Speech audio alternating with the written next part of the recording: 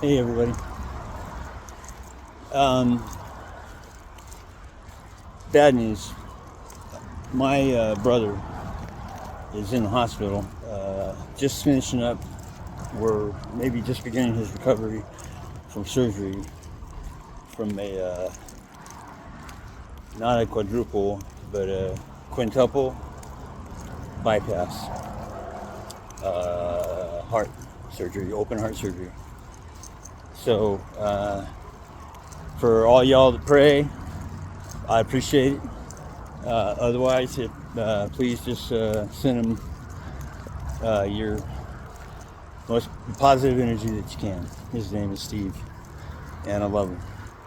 And Steve and I lost contact when I was a teenager, and we didn't get back in touch until this last December.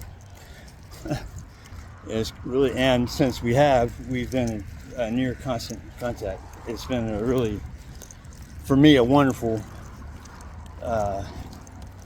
experience.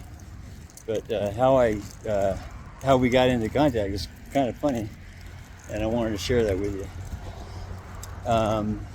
I suffer from a chronic illness, and I was in the hospital.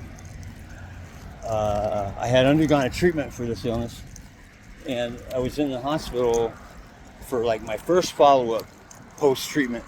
They were checking my IV, my vitals and whatnot, and giving me IV fluids as necessary, medications as necessary. It was a pretty serious procedure. In fact, they kept referring to it as a bone marrow transplant. That's not what it was technically, but it was on the same scale. Anyway, so I'm in the hospital post-treatment, just me and my buddy, a friend of mine, and a nurse who's kind of following me around through my procedure, because it's not a common procedure. So basically, I had a liaison with me constantly, so she was there too. And so the nurse comes in, and I hadn't met her before, and we started talking. And this was before my teeth fell out. So I considered myself not unattractive.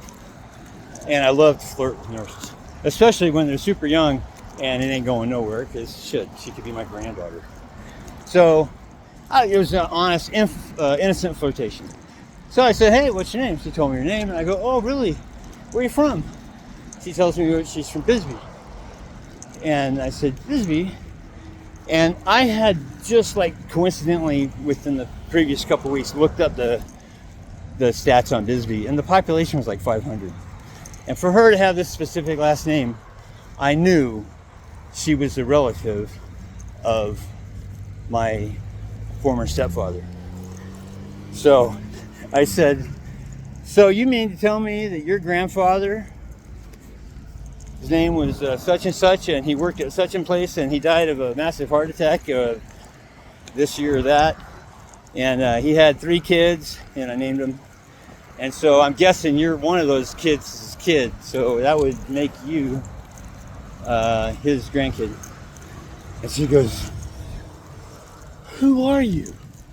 And I said, "I'm your uncle."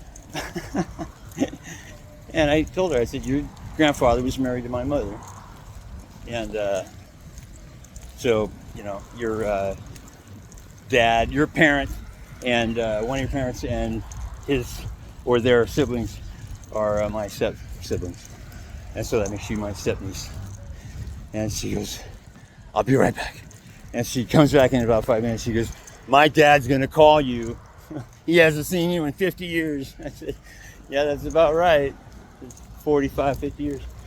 So, and then me and him got in touch, man. We've been in touch constantly. In fact, last weekend we went camping together. And so I was really shocked when I got an email or a text from Vic, the nurse, saying, "Hey, Dad's in the hospital, and they're looking at a open heart surgery immediately." I'm like, "What's going on?" And so man, I felt like a moron. I felt like a selfish bastard for not having recognized that there might be something wrong with him when we were camping last weekend. But he said he went out for a walk, like a 3-mile walk, and he said like at some point during this walk, his heart started tingling and something else. I think he had a headache or something, I'm not sure. But I remember he said his heart was tickling in his chest, tickling in his chest.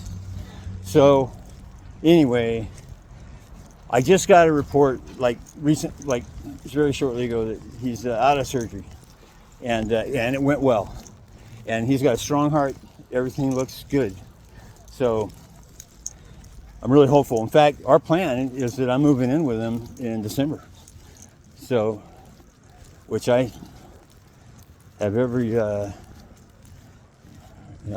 hope and prayer that's what happens. So keep in my mind, and thank you for that, and y'all have a good day. Bye.